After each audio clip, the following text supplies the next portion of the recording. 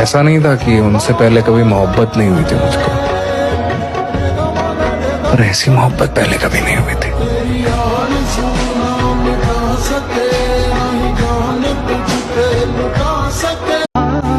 इतनी मोहब्बत करने के बाद भी अगर तुम्हें मेरी मोहब्बत समझ नहीं आई तो मेरी खामोशी, मेरी तकलीफ, मेरा दर्द और मेरा अकेलापन कैसे समझ पाओगी? मैं आह भरूं, तू हाय करे, बेचैन लिखूं। लोग बुरे नहीं होते, हालात बुरे होते हैं।